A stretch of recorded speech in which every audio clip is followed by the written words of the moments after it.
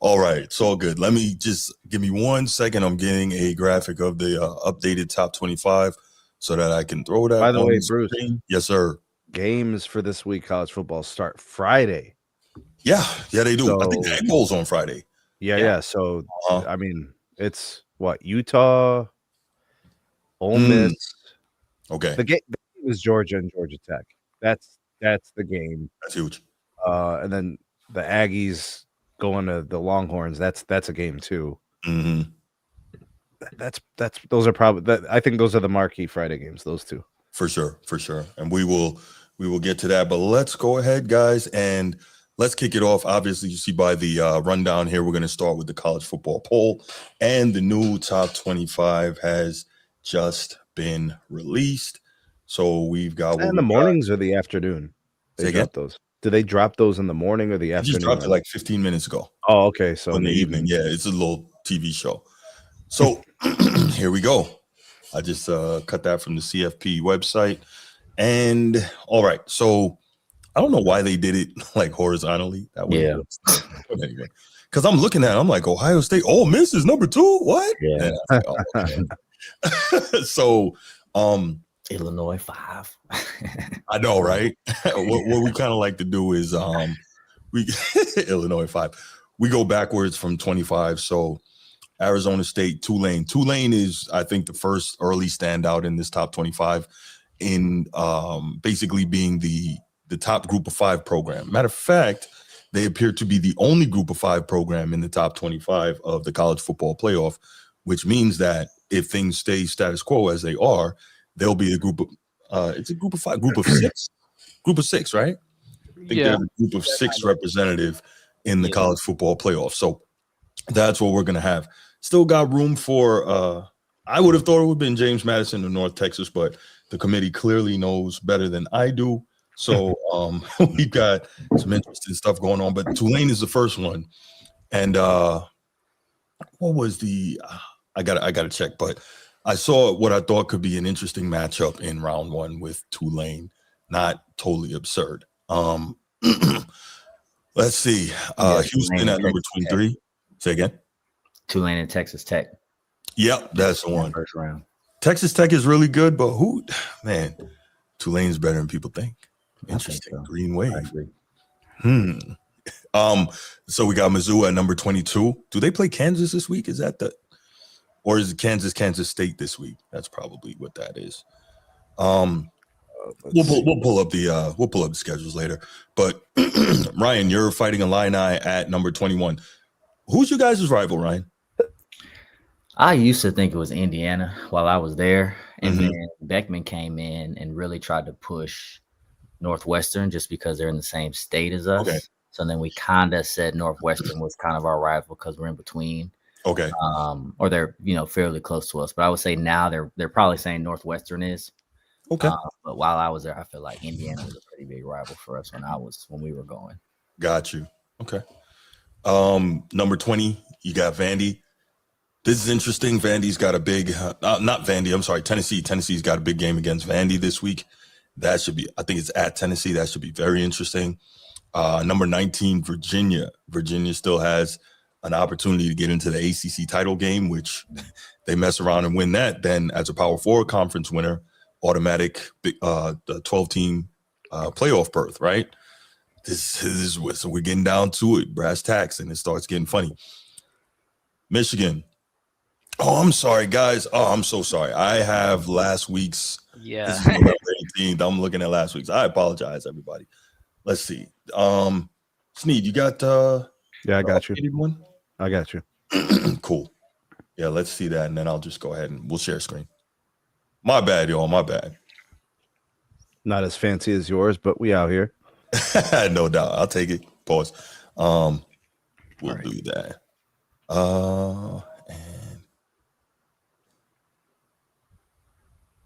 And let's get this out of here. There we go. Okay. So correction. Michigan is number 15. This has got to be last week's. What? Yeah, we just saw Michigan at number 15. Is this not updated? I guess not. It might not yet. All right, let's do this then. Let's Right. do it this way. Okay. Or go to Michigan is 16, aren't they? They're thought they were- 15. There should be 15. That's what we saw on the TV show just now. Anybody watching? My bad, y'all. We should have been. Wait, on this is point bad. with This is bad too. Hold on, bro. 1 Yeah, hour. right? Ago. that Okay, 1 hour basketball. ago. That basketball game messed us up. Yeah, because it was supposed to It start at pushed 7. everything back. The show was 5 minutes long. Mhm. All right, let's start in the back end. All right. Pause. Jeez, bro. There you go. All right, is this right? Is this the back 5? Yes. Yes, that's what it looks like. Yeah, Okay. All right. So we got the Athletics. Arizona kind of on the book end of it. Mm-hmm. Tulane, Georgia Tech, Pitt, and SMU. Yeah, Pitt is hosting Miami this week, so that may very well put an end to all this foolishness with Miami and Notre Dame. I will be rooting for the Panthers. I'll say that. Okay. Yeah. All right. Next 5. Arizona State, Tennessee, Virginia, USC, and then Texas. For those teams, most notably, I think it's Texas and USC because of the name notoriety. But honestly, Texas is not impressive. Didn't USC just get beat by Oregon? They should. And then USC has a recent loss. So you know we're in the mixed bag of recent performances with these teams For sure. Mm-hmm. But Texas could mess this whole thing. Well, they could cause a little bit of trouble bro. and beat the currently undefeated A&M this week. If they're doing it, they're just making the water muddy. They ain't about that life, bro. Right. They are not. Whatever. Mm-hmm.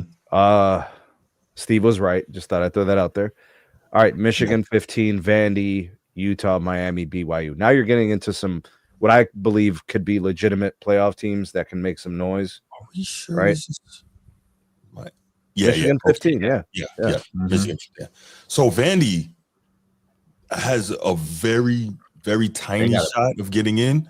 Yeah. But if they beat Tennessee at Tennessee this week, that's a good ranked win for them. And they'll be 10-2 for the first time ever. Definitely if they could do it this week. By the way, shout out Vandy. Shout out Clark Lee, former Notre Dame defensive coordinator. Just want to throw that out there. Go Irish. But no, he's also Vandy alum. So, yeah, shout out to Clark Lee. He's done a heck of a job at Vandy in the SEC. That's very impressive. All right. Doing all right, so this is 10-6. All right. Big names here. Correct. Bama. Yeah.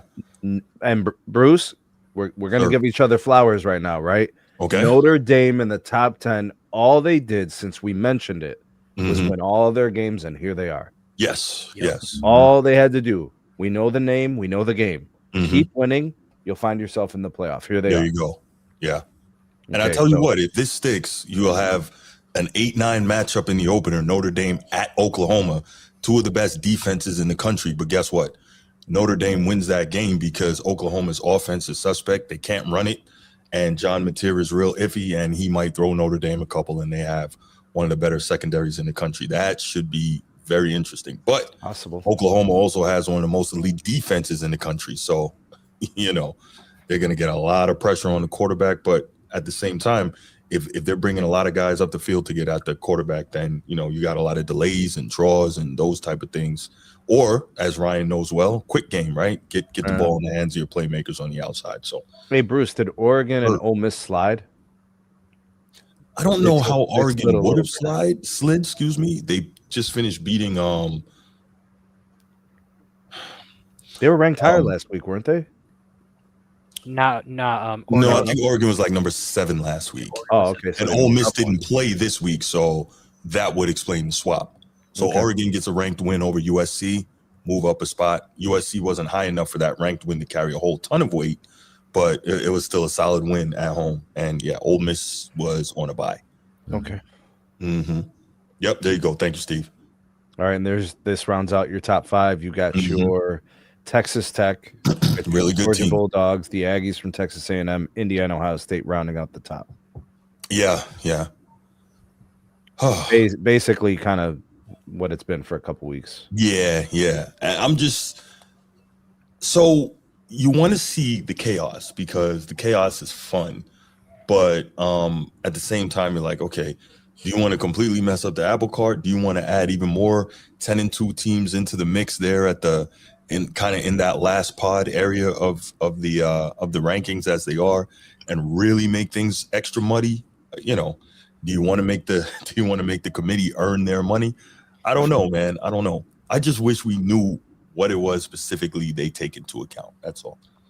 I'm gonna say that. I think part of what they see is how dominant Indiana's looked.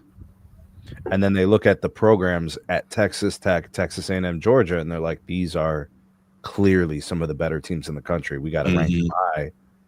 So it doesn't really matter always just the record. That is the record is sometimes a key factor for why they put a team. But also, you could have a team that's got 3 losses, but they were the good teams and they play in a tough conference. You kind of it validates them. Like, okay, so their record is 3 losses. So what? They could still beat any team any given Saturday. Right. You know, so you rank them high and you put them in a good spot to be in the playoff. For sure. Ryan, man, what are your thoughts on some of this, man? Are there any teams you think are in funny spots? What are you looking for going forward here? Well, I'm just still very impressed with Indiana specifically. Yeah. Just how they turn things around. Ohio State to be as dominant as they have been, I think is really impressive. Like I said earlier, I don't think we're on the air, but if they lose to Michigan, they're still the best team in the country in my mind. Yeah. Like Ohio State is still the best team, hands down, all phases of the ball, dominating. But it'd be interesting to see kind of what moves. But as far as these top 5 teams, I think that they're pretty solidified. Texas Tech is scary too. Like they're a solid football team. Very. They play with a lot of speed, a lot of confidence. So I like to see how they turn out once the playoffs get going because But I feel like they've only been tested once this year. Right. Yeah, that is true. But they're handling their business, so like we can't be mad at that either. So yeah, we'll see. It's those borderline teams too that I'm interested to see how those shakes up. Who really makes it in? Who is going to be the last team to make it in? You're talking about the 11 to 15 range. 11 to 15, and even at 10. You know, Alabama at 10, like that's right on that bubble of. All right, got to handle Auburn this week, and then we need other people to not do what they need to be doing, you know, because there is a chance that they might not make it in. So I wouldn't mind that, Ryan. I got to tell you, I know you wouldn't. You would probably y'all would be in, and I think a lot of the country as well would be. Oh, we sick of y'all, man. They are. Yeah. So. Yeah, so I'm curious to see. I want to see the Hurricanes in there. Just me personally, like ultimately I want Illinois to be in there, but we did what we did and didn't handle our business. But always been a Miami Hurricane fan, and if they kind of get snubbed or it comes down to a strength of schedule political thing, that we'll see what happens. Yeah, no doubt. Before I let Carlos go, I'll just say with Miami, I'm absolutely rooting for Pitt this weekend. Let's go Narduzzi, because I just want to put an end to this, because I totally get anybody who's upset when it comes to the Miami-Notre Dame thing, because the head-to-head really does have to matter. However, when you start looking at stuff like Notre Dame losing to 2 of the better teams, ranked teams in the country, 2 top 5 teams in the country at the time by a total of 4 points, Miami getting beat twice by 2 unranked teams, common opponents, Notre Dame destroying them, Miami playing well but not to the same level. It's like everything except the head-to-head kind of leans in Notre Dame's favor. So it's like at that point, and again, let me say, be objective. I totally get anybody who complains and thinks Miami should be ahead of Notre Dame, and I won't push back against that. The only thing I'm saying is if like everything leans in Notre Dame's favor, should that one head-to-head be enough to tilt it? You know what I mean? Bruce, what's the difference between Notre Dame and Miami right now? This is what, week 14? Like, what are we talking here? What's the difference between these 2 teams? Notre Dame's a more complete team.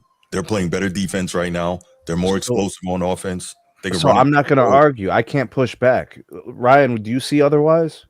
No, I think they're a great team. I think where it gets tough is when it comes down to the playoff spots, and then they look at strength of schedule. But then tonight they talk about that, well, strength of schedule doesn't mean everything. Sometimes it's the eye test. So then that's where it gets even more muddy, because it's like, all right, well, here's a team that, you know, the eye test can be passed if you're not Mhm. playing great teams. So Yeah. it's kind of going against each other. So Yeah. that's why I like doing what we talked about Notre Dame has done. Right. Won their games. And right? we'll definitely. And if you were playing poorly the first 2 or 3 weeks, that means very little right now. Mhm. If you just ripped off 8 in a row. Yeah, you round into You see what four. I'm so Right. and if you're dominant, if you're winning, wasn't there like a 70-7 victory in there somewhere? Yeah, I think so. Yeah. And weren't there a couple of there was a ranked opponent win in there somewhere? Yes, sir. A couple.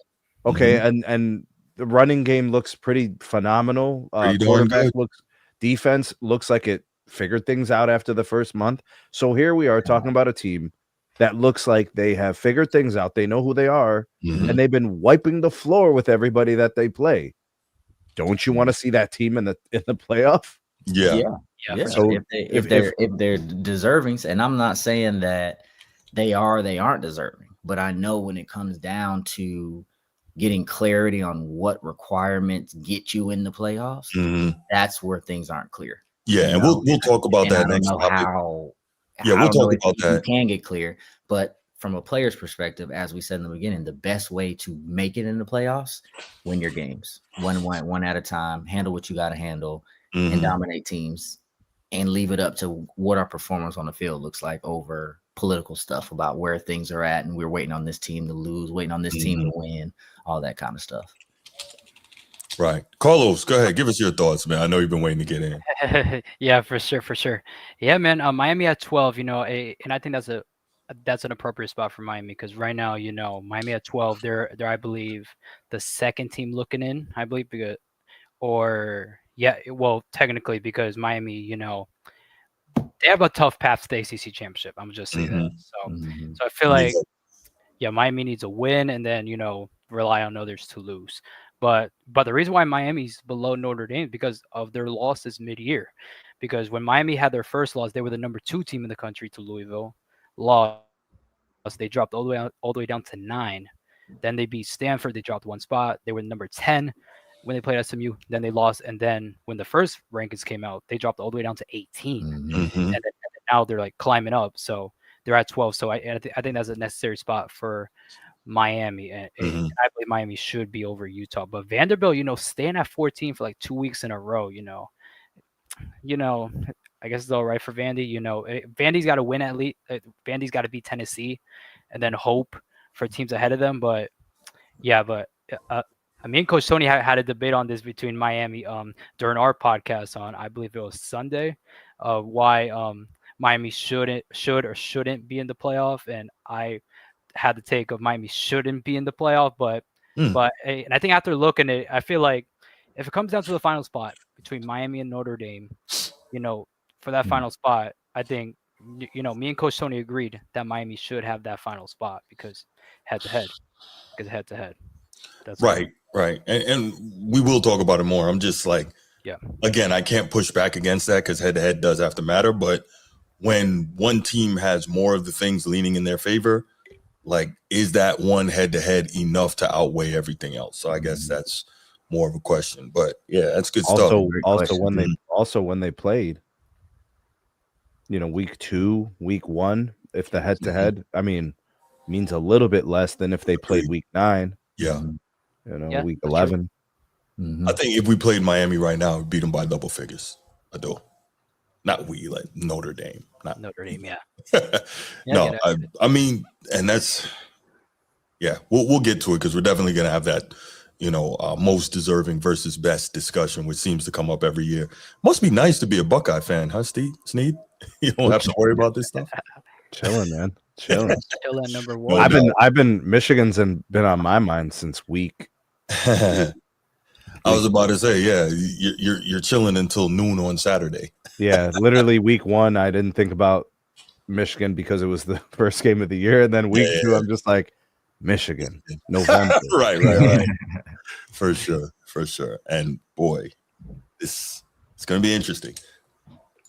So I guess in that game, and we'll get to that as well, a big key is going to be whether or not Tate and Smith both play or what level they're at when they do play. Any news? Any updates? No, I looked it up right before we started the show. It's been a couple of weeks, bro. Coach Day has him listed as day-to-day. Jeremiah Smith says he feels good, and both of them are going to try to do the best they can to play, but who knows what it is. We'll see. I think you need them to beat Michigan. That's my thought. Mm-hmm. Yeah. All right, let's go ahead and we will open the phone lines up, take a couple quick calls on this, and then we'll get to the next topic. So that's 904-219-8264, 904-219-8264. Call in, give us your thoughts on. Here we go. Give us you guys' thoughts on the most recent college football playoff top 25 and kind of where guys are. And it's so funny, like there's a lot going on, but Notre Dame seems to have Notre Dame and Miami, I should say, seem to have kind of really hijacked this thing every week. And obviously a big part of that is that head-to-head we talked about. Steve, what's going on, King of the Chat? Not much, Bruce. What up, fellas? Steve, what up? What up? Yo. All right, I'm not going to take up too much time. I don't have any gripe with how the seating is. This is where I honestly feel if there is a robbery, it's Miami being behind BYU and Utah.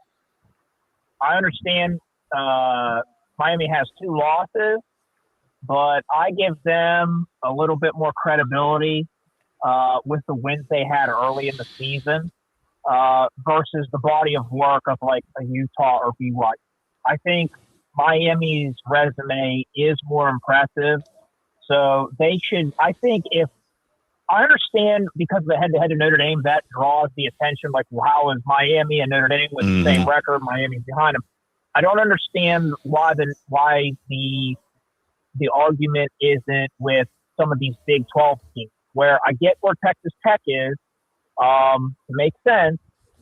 But as far as I'm concerned, I think a bigger gripe is like, why is Miami behind BYU and Utah? Because we have no problem with Virginia with the one loss being as far down as they are. Mm-hmm. So it's like, why do we give the second, third team in the Big 12 a little bit more of a boost when I can't think of it off the top of my head, but I don't think either one of them have a ranked win against an opponent. I'm not 100%, so my fact check. But I think Miami's gripe is fair with the Notre Dame, but I also feel like it's not just Notre Dame. I think Miami has a gripe with Utah and BYU also being ahead of them. I just wonder what you guys thought. No, those are great questions. So this is the little bit of conspiracy theory thing. I heard Joel Klatt say on his podcast, he said this earlier this week, that part of the reason you're seeing these teams in between Notre Dame and Miami is to give Notre Dame that buffer so that Miami is in a separate pod and the committee is avoiding trying to deal with that head-to-head situation. Now, it may come out that they have to do it, but as of right now, they don't want to deal with it, and that's why the committee's got these teams in there to function as a buffer. Thoughts on that? I mean, that's possible. Now, I'm not saying it's not the case, and I do think I agree to a point. They don't want Miami and Notre Dame close because they don't want to deal with that. But, like, honestly, even as a Notre Dame fan, like, if Miami were ranked ahead of Utah and BYU, I would have no problem with Miami being 9 and us 10. I think they earned it. Yeah. That's how I would look at it. I think a lot of this has to do with the conference championship nonsense, where I'm over conference championship. And of course I have that, I guess that liberty of saying that as a Notre Dame fan when we don't deal with a conference championship, but it means nothing. It's pointless. And it's like, we all know Miami is the best team in the ACC. Their 2 losses happen to be in conference. You have Virginia with a conference loss that doesn't count against them because they played, I think it was like NC State or somebody really early, even though it was a conference game, it didn't go against their conference record. So it's like, I think that's more of the issue, where it's like you have this weird situation in the ACC where you're probably going to have 2 teams playing for the ACC championship that aren't the best team in the ACC when everybody can clearly see. So this is where I would ask the committee. It's like, are we going by eye test? Because you tell me eye test now matters, and all of our eye test tells us Miami is better than Georgia Tech or better than Pitt. They're better than Virginia. They're better than Louisville. Now, the one gripe would be SMU, because SMU still in contention to get into the ACC, and they beat Miami. But I think when it comes down to it, I would say right now the two best teams in the ACC are SMU and Miami, in my opinion. But we have this weird situation where Miami's two losses happen to be, to be honest with you, Miami would have been better off going 10-2, losing to us and winning a second ACC game instead of losing a second ACC.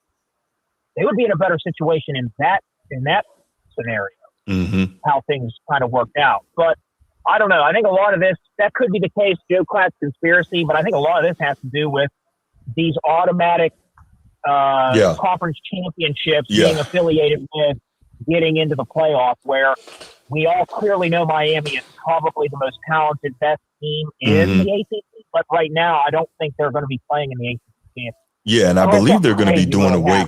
I believe they're going to be doing away with those in the next iteration, whenever the expansion happens and all that, the automatic bids. So that should be a good thing. Because all it is now is it's become a liability. Because, okay, say you're playing in the Big Ten championship and you lose a star player. Like, I would hate to see at Ohio State, like, okay, Jeremiah Smith plays against Indiana. They play against Michigan. They get to the Big Ten championship, and maybe he's, banged up, and he gets seriously hurt in that Big Ten championship, where it's like, it really doesn't matter. Like, this conference championship, now that they've expanded this to 12 teams, conference championships really don't matter. Well, I guess, like, if you're a traditionalist, like, you could make that argument. They don't matter to the big profile team. Like a team like Ohio State. Like, that's unique to them. But the second best team in the ACC needs to beat the best team in the ACC in order to get a bid. Right, for a conference that's not the SEC or the Big Ten. Because I think we know, like, the second best team, like, hypothetically, Indiana and Ohio State both win this week. They play in the Big Ten championship. The loser's still getting in.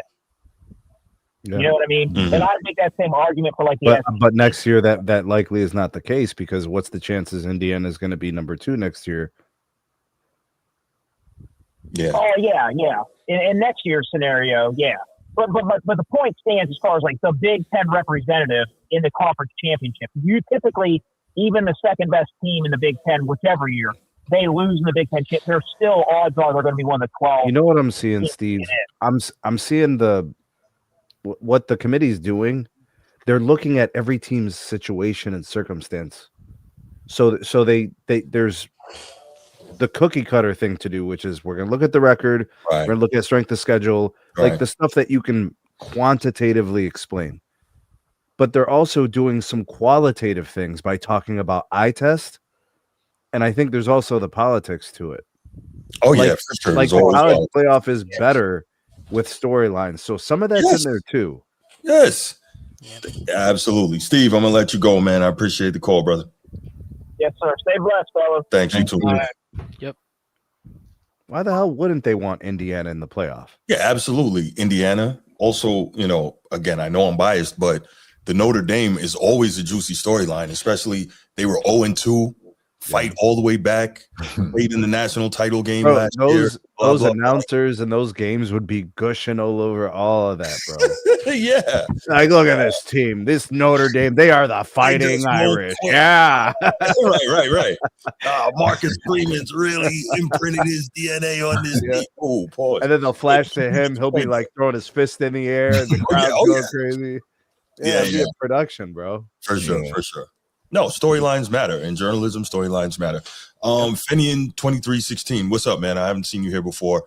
You make a great point. He says Miami lost to 5-loss Louisville and 3-loss SMU. It's always been the same in college football. If you're going to lose early, and Notre Dame is simply looking very good. And that's true. Yeah.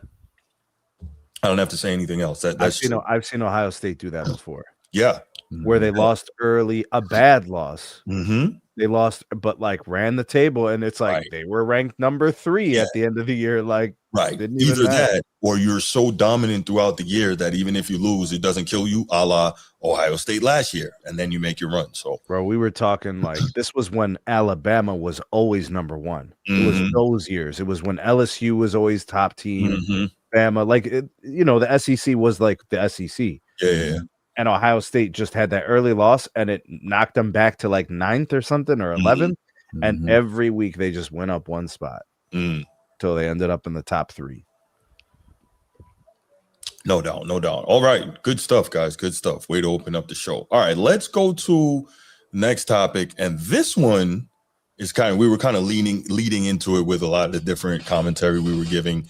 This is about something that we hear year in, year out, pretty much since the 14 playoff was instituted in 2014, right? When Ohio State won the inaugural. Damn Buckeyes.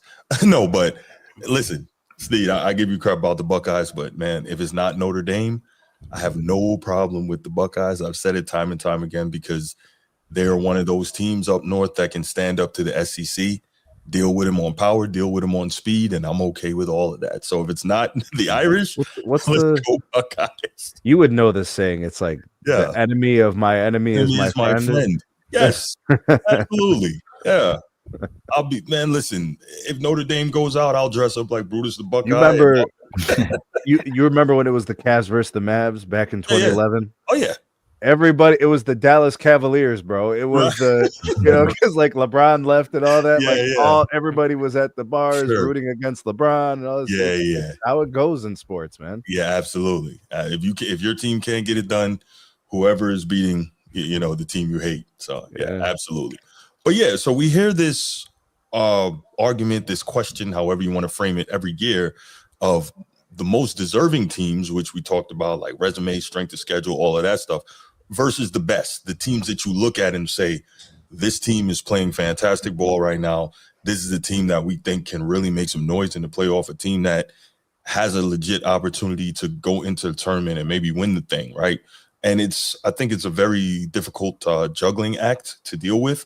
And so I wanted to start with Carlos on this in terms of, again, we hear this every year. First, Carlos, I think I would like to know which one is most important to you. Because if I'm not mistaken, I believe the committee says that they're looking for the 12 best teams. But to me, it's so difficult to kind of separate the two. I don't know how you do that because some of the criteria you utilize to identify the best also falls right into the most deserving. So I'm gonna stop talking now. Carlos, what do you think about this argument, this debate, most deserving versus best?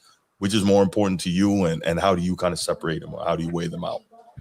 I think it's most important to pick the 12 best teams, and the goal every year, well, from now until the end of time, is to pick the 12 best teams. Well, there is a format, there is a criteria where there's 5 conference champions, 7 at large, including the group of 5. So if they're going to pick the best teams in the playoff, I don't think the group of 5 should get involved at all, because if I'm not mistaken, the highest group of 5 team is Tulane at number 24. Like, if we're thinking the top 12 teams, Tulane should not be nowhere near the playoff if that's the case. But there has been years where a team like Cincinnati made the 14 playoff. Yeah, most deserving. UCF should have made it. In 2017 when they were undefeated. Well, and at least UCF got that national champion by the NCAA. There you go. Right. They're Disney World national champion. But Florida State in 2023. We didn't get in. Obviously, in the last year, right? The playoff, they chose Alabama, the 4 best teams, and then and then that playoff happened. But I think the goal is to pick the 12 best teams. 12 best teams. But, the committee, they got to pick the best teams according to that criteria, the 5 conference champions. And then you got to pick, for the at-large, the best 7 at-large teams. So I think it's important to pick 12 best teams, I think. Yeah. I guess the question is, so one, just pushing back a little bit, I totally disagree with you saying that the group of 5, or I think they're group of 6 now, but that lower tier of FBS teams should be left out. I get what you're saying in terms of the best, but you're telling an entire, 6 conferences that no matter what they do, they don't get the opportunity to play for the chip? Now, it's highly unlikely that they would win one, but let me bounce right back to the team I just mentioned, that 2017 UCF team. It is my firm belief the only team in the country that year that would have beat them was Alabama, but they never got a chance to prove it on the field. If we remember, they beat Auburn in the Peach Bowl. Auburn that year beat Alabama and Georgia in back-to-back weeks in the mighty SEC. And then UCF went and beat them. Like, UCF that year was so good.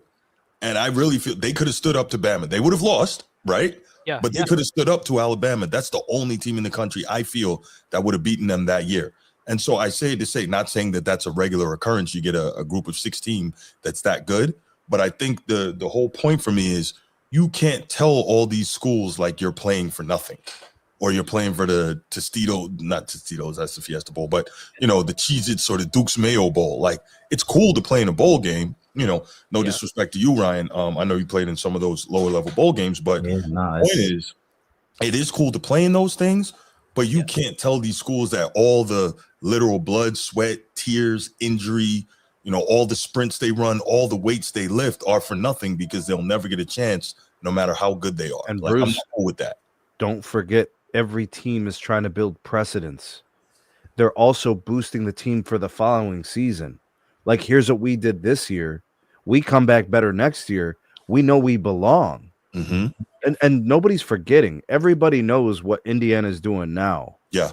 Because of what they did last year. Mm-hmm. Like, this is not random. They've been building this, right? And then next year, they're going to look to be back in that discussion too.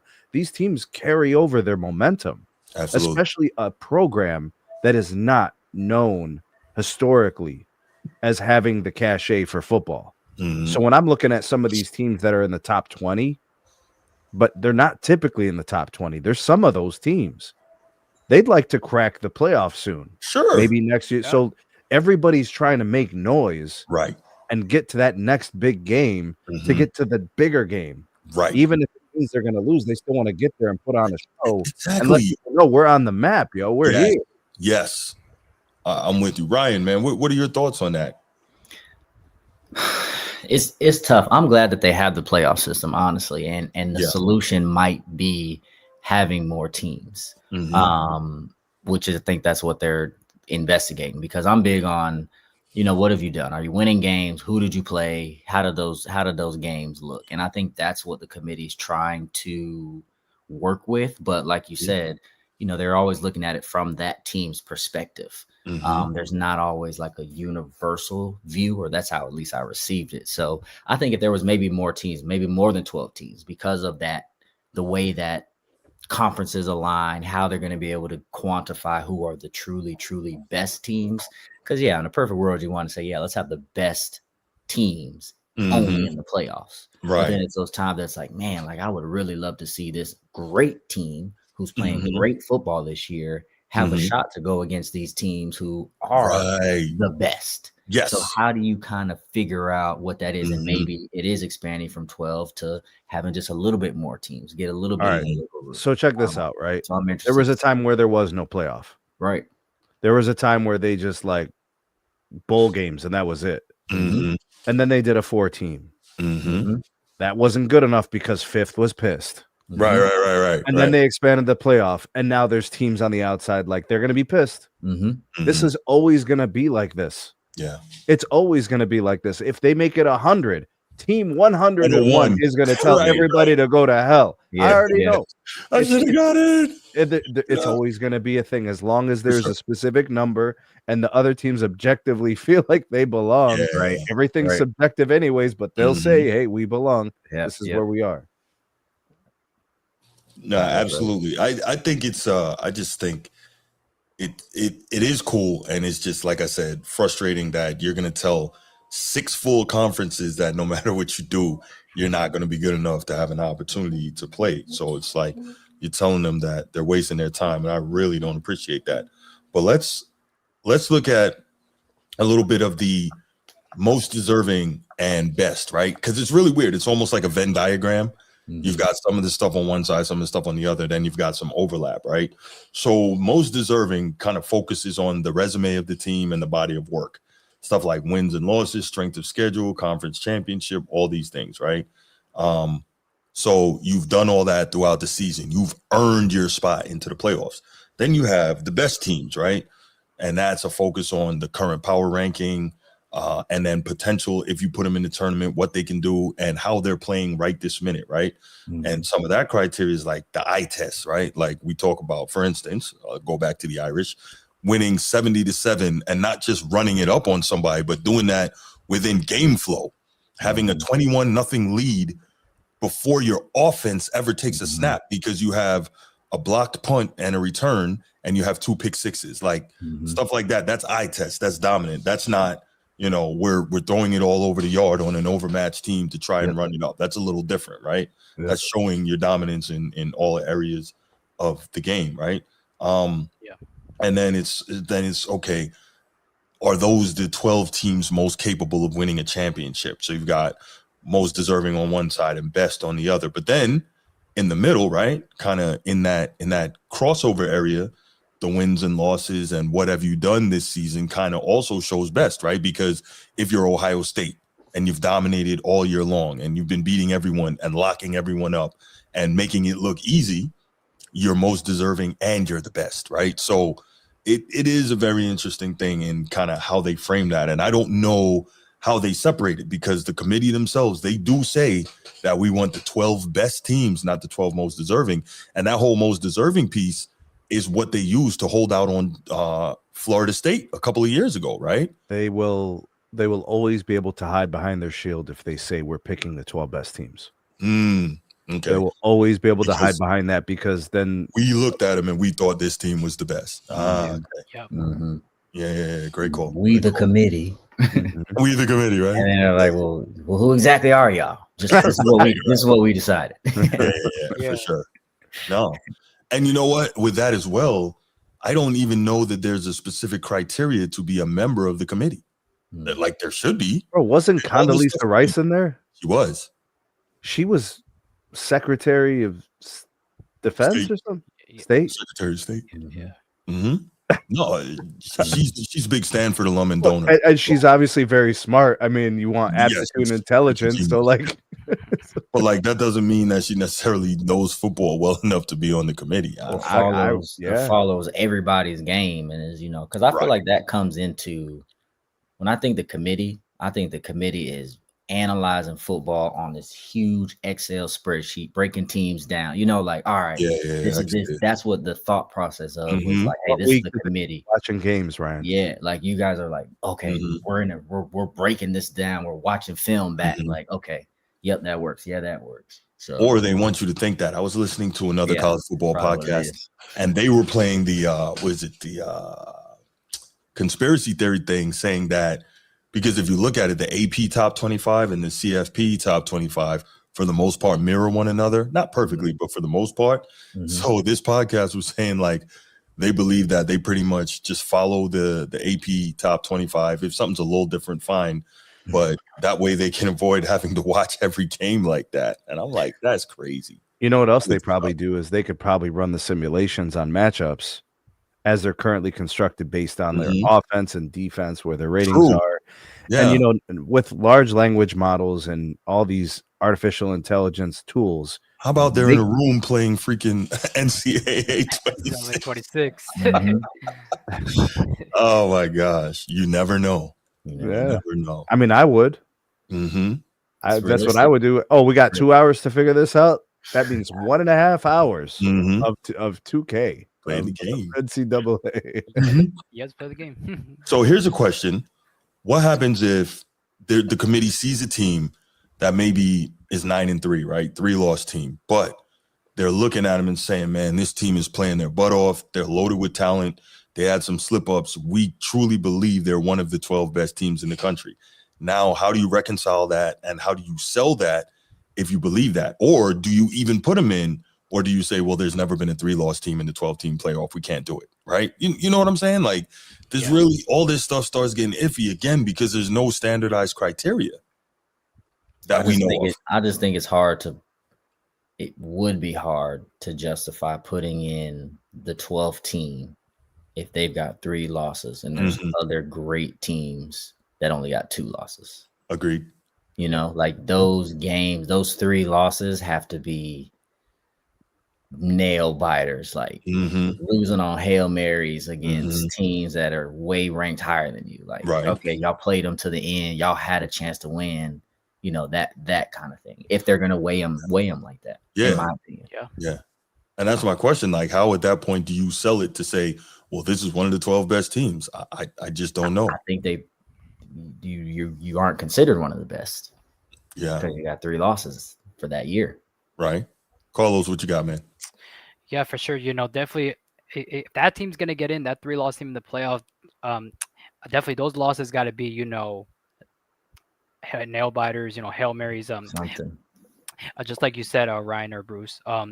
Yeah, for sure. It's gonna be really hard, you know, definitely. But who are those losses against? Like are the losses against like higher up teams, or are those losses against lower teams? But if the losses are against higher teams, then you might make an argument. But it's gonna be really hard if you're gonna pick the 12 best teams.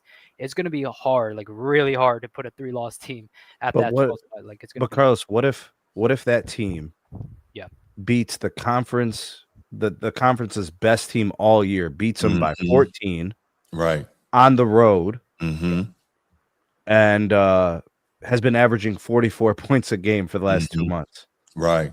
Then you're like, wait a minute, hold on, I want to keep this team out, because they lost early, like even if they had a couple of bad losses, even if they had an unranked team loss, like I can think of examples, and this is probably why the criteria is not public, and probably doesn't exist. Yeah, what are the other 11 teams doing? How did their season look? Because I think that comes into play too. In a perfect world, they're putting in the teams that all have 1 loss, no loss, 2 loss. But then the things get messy, right? Right. When there's more losses, when good teams with extra loss. Right. Yeah, for sure, would be very messy. You know, 3-loss team. If that 3-loss team beats, you know, they're the top team in the conference, then you know it's gonna get really messy. But you know, I don't know, how would you leave them out? Like how? Yeah. Like it's gonna be like hard to imagine. I think this is where they say, and this is why they say that college football has, you know, the most important regular season of all our major sports in this country. Because at the end of the day, if you just ball out and play every game like it's that important, all of this becomes a moot point. Now, NFL used to have a very meaningful regular season. Yeah. Can we realistically do that? No. Especially, number one, you're dealing with young men. They always talk about it, 18 to 22 years old, right? Obviously, you got some older and some a little younger, but, you know, people who aren't fully formed mentally yet. So it's very hard to keep that level of discipline and that level of focus week in, week out for an entire season, right? Look, it's that hard to do with grown men in the NFL, right? So furthermore, you know, on the collegiate level. So I get what they're saying, but there's got to be a better way to do this. And again, like, I'm one of those people that cries for standardization. That's just how I am. Part of that, I'm sure, is, you know, having been in the military and whatnot, where no matter where you go in the world, like, the rules are the rules and they are what they are. If you're a soldier in the Army, then the Army rules are the Army rules. But the point is, because you have these different conferences with different rules and different things going on, it's very hard to standardize it across all of college football, right? You can only do it to a point. So until they get everything on the same board, and it's like, okay, every conference plays a set amount of conference games, blah, blah, blah. And then you come up with something for Notre Dame to kind of, you know, keep them relatively in line with the conferences. And then, you know, you put all these things in place so that you can standardize, which, again, that's very difficult. I don't know how we're ever going to get past this. But at the same time, as I always say, discussions like these are what they want, because they know people are watching. They know people are listening. They know the sport is engaging. If people didn't care, they wouldn't be sitting around having talks like these. And it'd just be like, whatever, put in who you're going to put in and we'll watch. But nah, it's a big thing. So I guess they like it like this. And we'll probably never truly get a, you know, publicized standard or publicized criteria for how they come about these choices. They need it open-ended. it's more wild card when it's open ended and there is no set criteria. Having a set criteria would make this clear. Of course it would. They want to drag these stories into it. They do. Mm-hmm. Yeah, I agree. All right. That's good. That's good. Anybody have any final thoughts on this topic, most deserving versus best, before we take a call or two? Nope. All right, let's go. Y'all know the number. 904-219-8264. 904-219-8264. Matter of fact, I'm going to put the ticker back on, so we'll scroll across the bottom. You see the number. Give us a shout if you have thoughts you want to share on most deserving versus best in college football and in selecting teams. And in case you're wondering, the reason why Notre Dame and Miami, Lucky the Leprechaun and Sebastian the Ibis are on the thumb there, are because they're kind of the focus. Those two programs this year are the focus of this whole argument, most deserving versus best, and how important is head to head and how important is everything else. So that's why I have them on there, because they're kind of the figurehead programs this season of that. Coach T, what's good, my man? What's good, Bruce? Doing all right, brother. Podcast. You with the growth, Bruce. Yes, sir. Yes, sir. Shout out to Sneed. Sneed got what you need. What up, Coach T?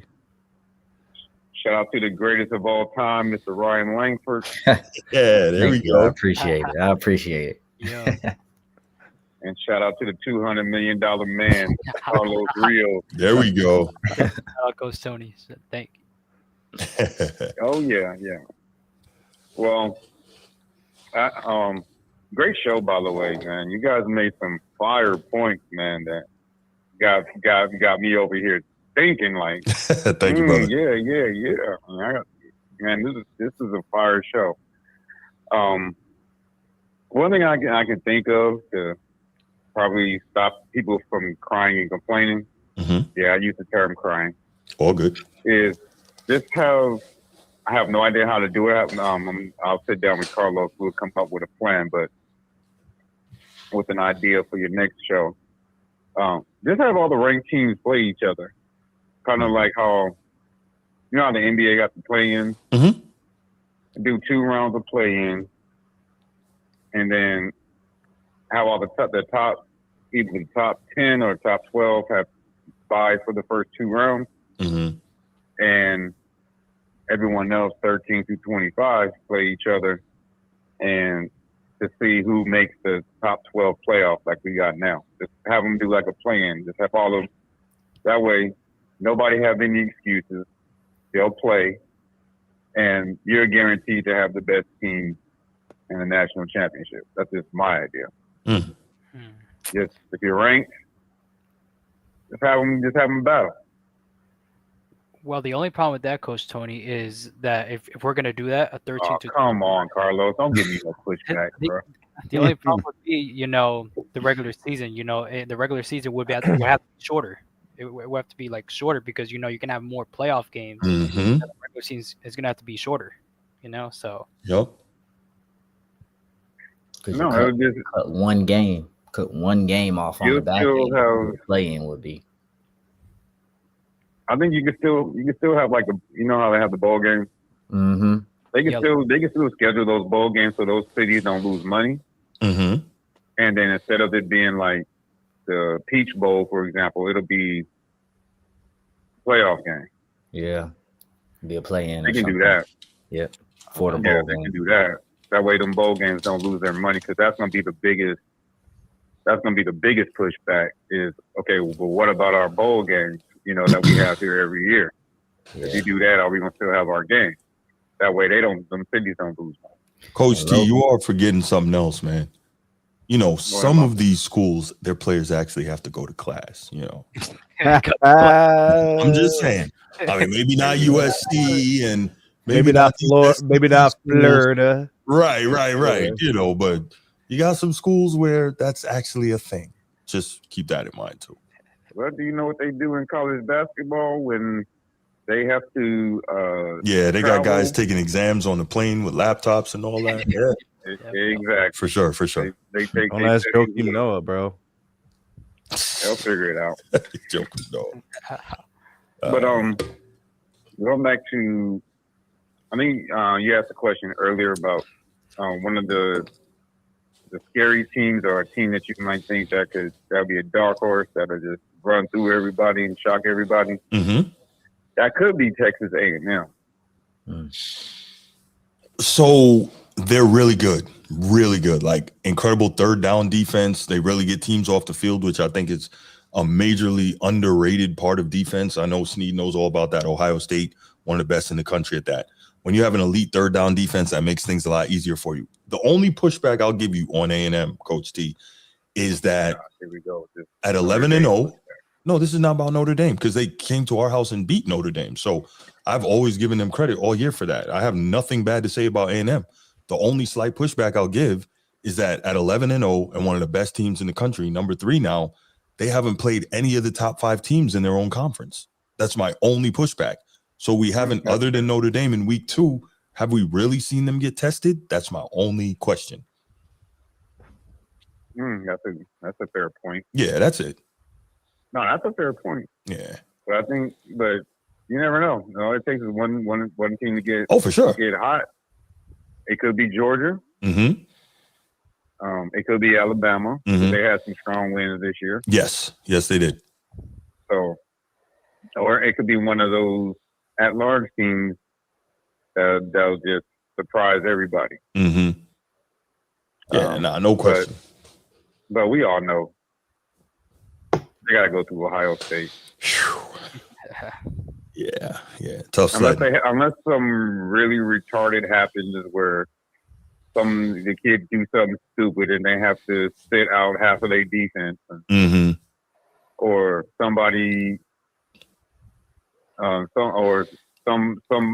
somebody decides they're getting a job somewhere, like in the NFL, and they miss one of the key playoff games, or something like that, like we've seen in the past.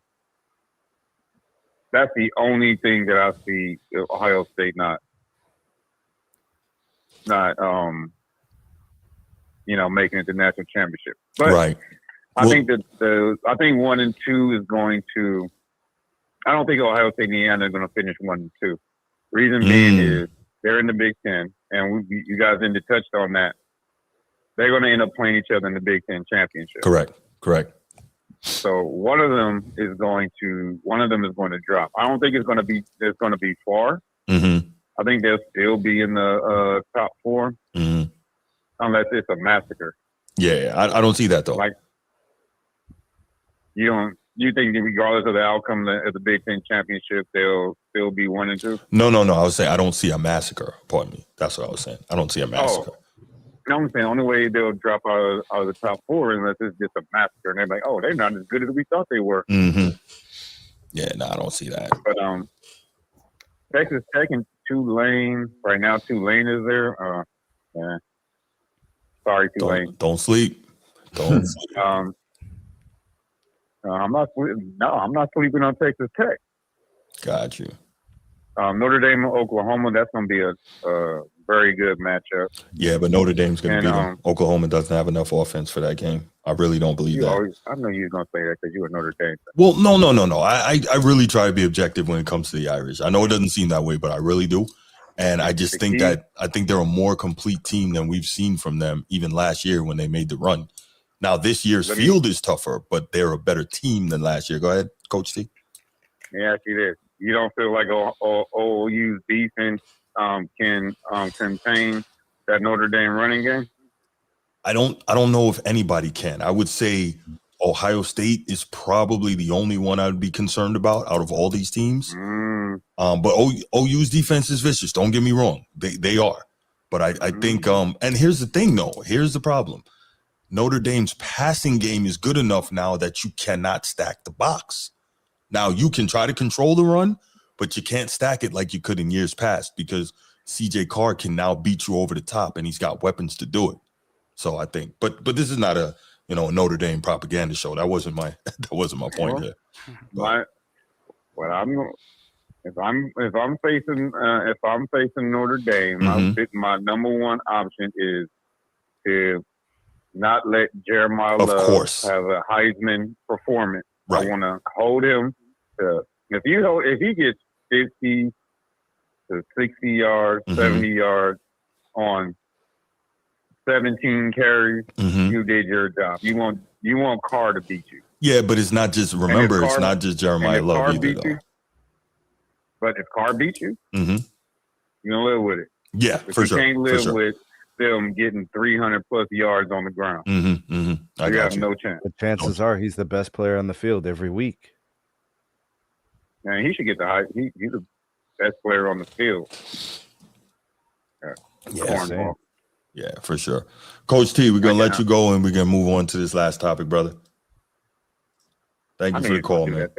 I knew he was gonna do that to me, Bruce, because he's like, oh, he's over here hating on Notre Dame. No. Listen, Coach T, man, I'm not mad at you. You're a Trojan fan, so I mean that's how we do. I'm not mad at that at all. Right. I got one thing to say to Sneed before I go. Hey, Sneed, I got one thing to say to you. Go ahead. Shador Sanders. That's right, bro. Shador Sanders. As long as the Browns don't brown, Shador Sanders. No doubt. Appreciate the call, Coach T. Thank you, brother. All right, man. Coach T always with the good legendary, bro. Legendary. For sure. Wait for it. Legend. Gary. All right, so let's go to the final topic of the night here. This one is going to be cool. And, well, we know what it is. Matter of fact, let's take a look at something real quick. Goes a little something like this. But we have rivalry. We talked about it. Weekend coming up this weekend, and some of the best games in college football are what we're going to see, and this is going to be fantastic.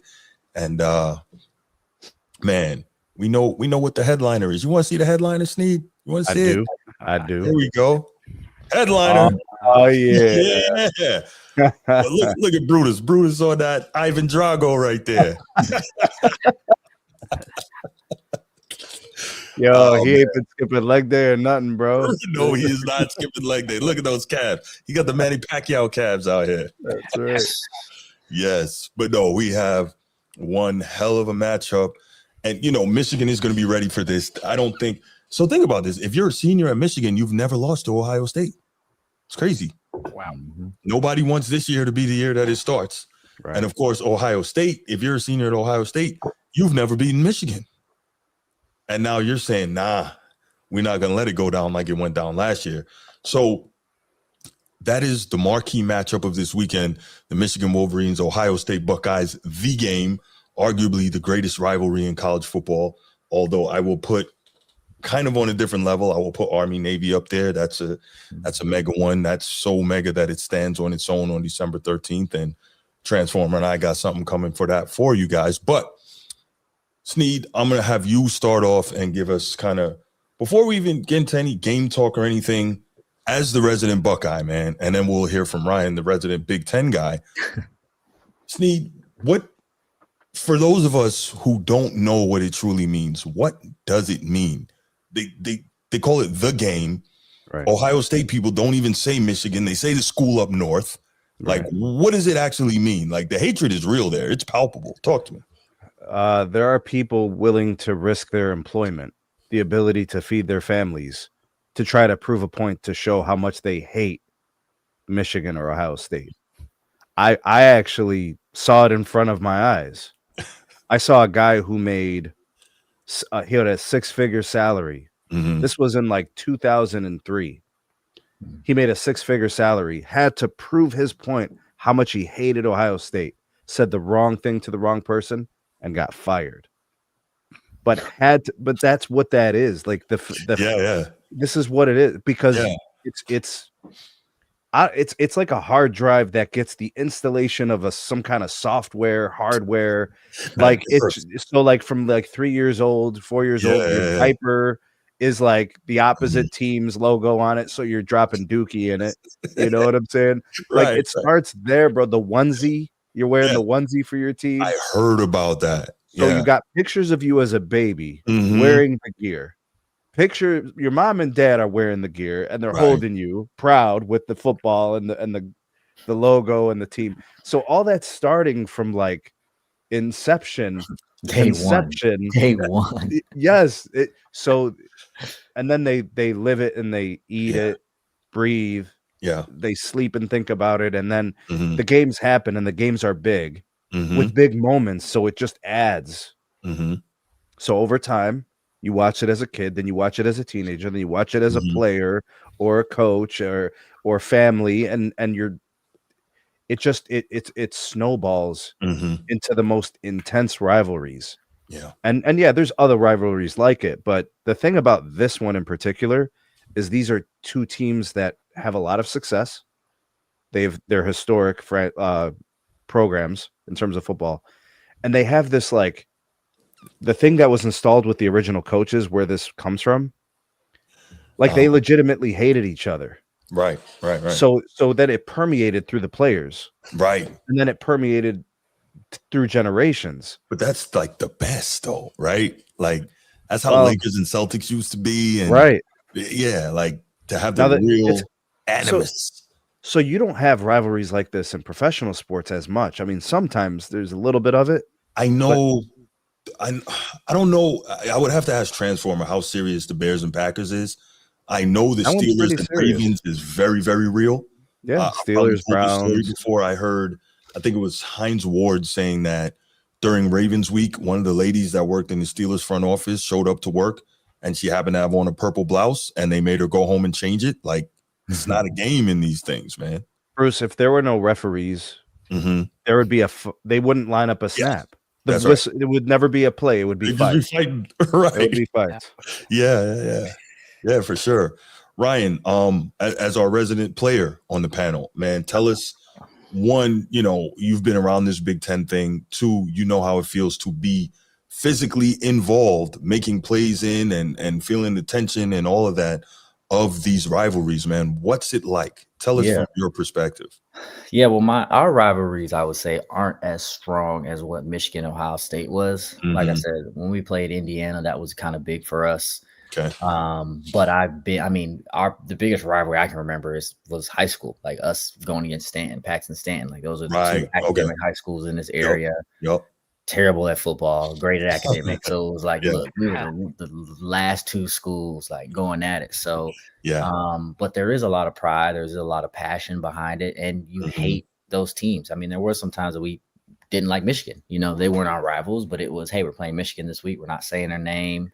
They got T-shirts that say curse words, mixing the letters around. So like that's just a tradition of college football, and I think that is why I, as a kid, and why kids grew up wanting to play college football, because of the history behind it.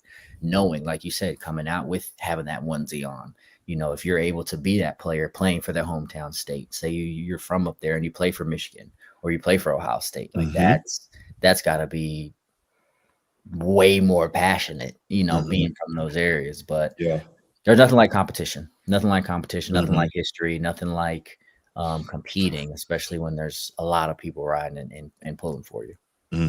No doubt. Carlos, man, what do you get just from that?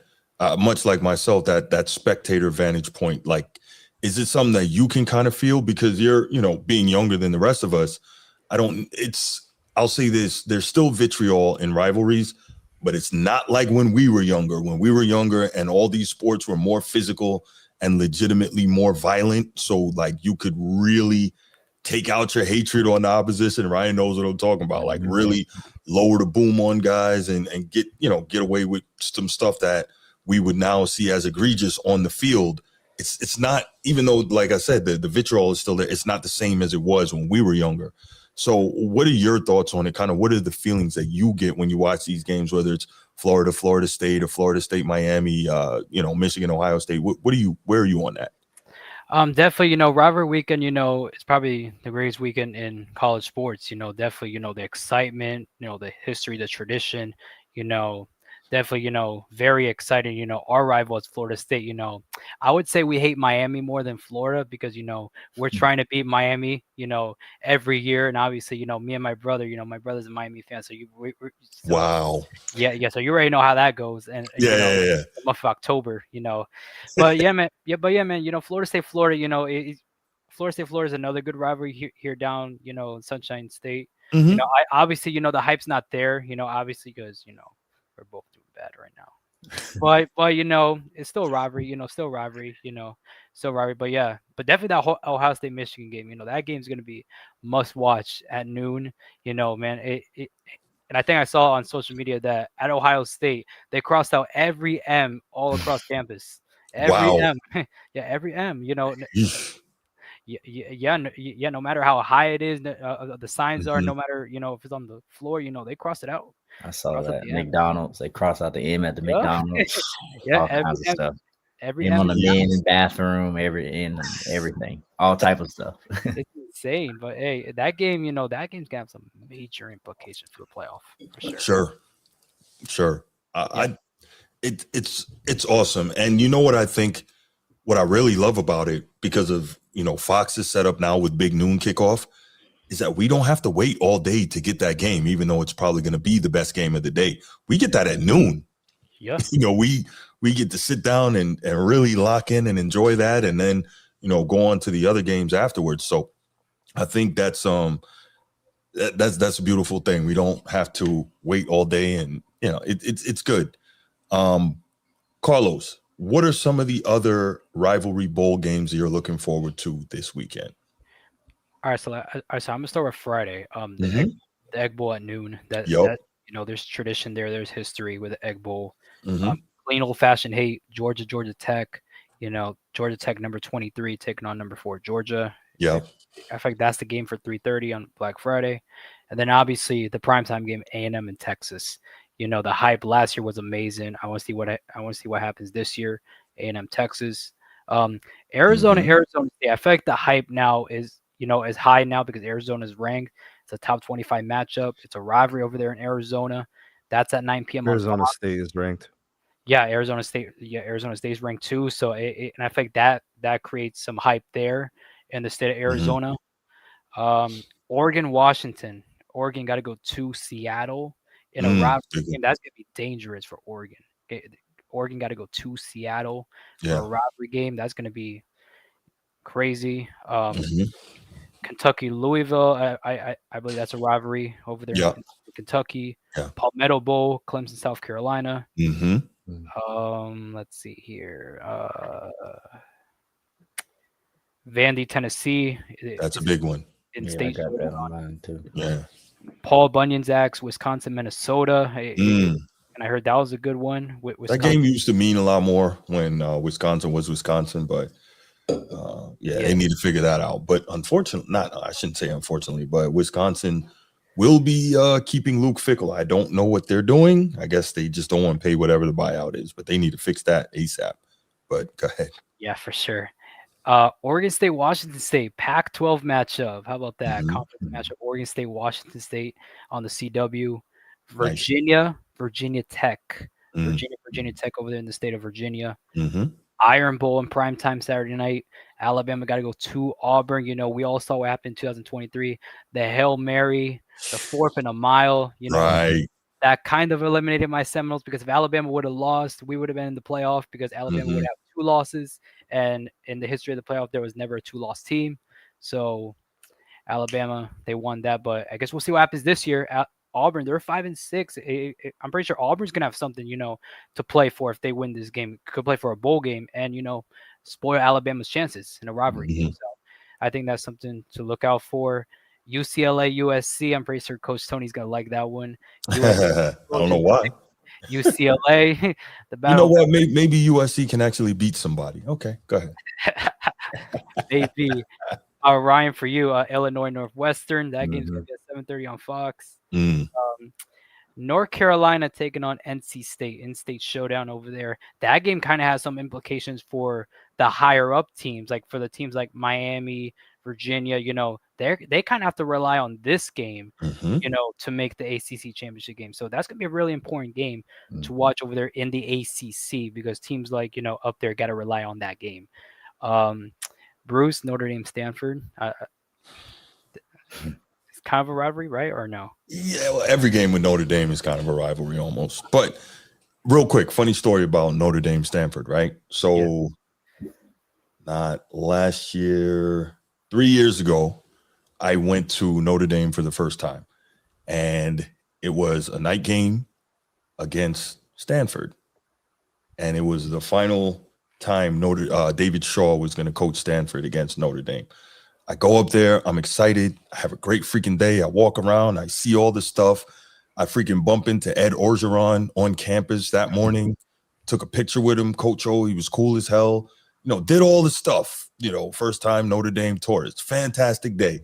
And freaking Stanford upsets Notre Dame that night and ruins my very first trip to South Bend. I will never forgive David Shaw for that. I have a tremendous amount of respect for him as an offensive mind and as a coach for what he was able to do with freaking Stanford all those years, but I'll never forgive him for that. And if I ever meet him, I'm going to tell him that. So yeah, that's my Notre Dame Stanford story. For sure. Yeah. All right, so that's the slate for for the rivalry games, from Nice. Black Friday to Saturday. Yeah. Mm-hmm. Yeah, I got some good stuff. Thank you for that Good stuff. rundown, Carlos. So I guess we will leave it right there. I'm gonna open up the phone line one last time, take a couple of calls, one or two of those, and then we will go ahead and let you guys get out of here. So number is scrolling on the bottom, 904-219-8264, 904-219-8264. Coach T says, when is Notre Dame gonna play somebody? Well, we did that earlier this season, and we monkey stomped and ran all over the USC Trojans. So I guess we don't need to play anyone else for the rest of the year. There we go. What do you think about this, Bruce? Yes. Of all the rivalry games this week, yeah, which rivalry game has the underdog most capable of pulling off the upset?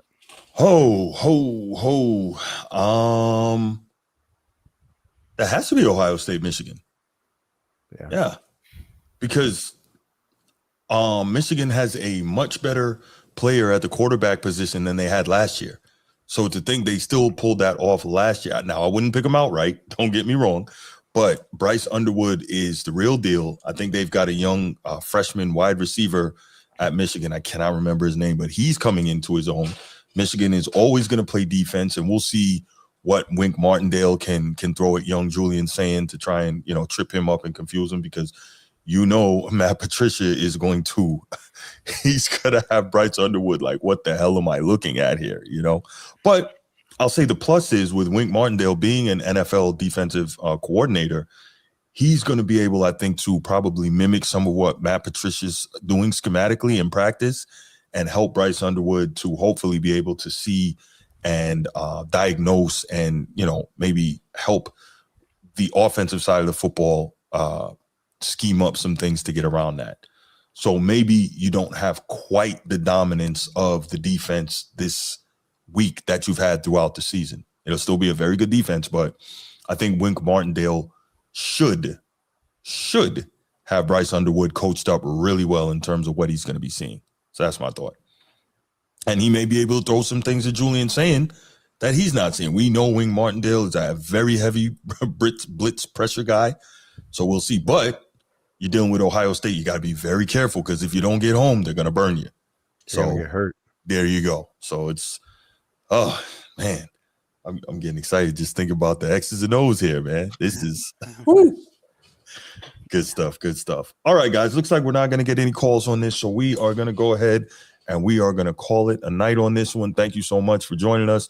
If you're watching on the replay, please make sure you like, subscribe, share the video, and also hype the video. All that stuff helps us grow, helps the channel grow. And we know that if you're watching this, you have other people in your life that you talk sports with. Please share the channel with them.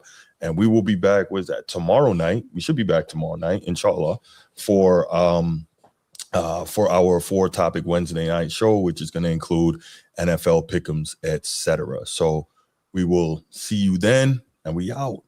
Peace. Thanks, fellas. Adios.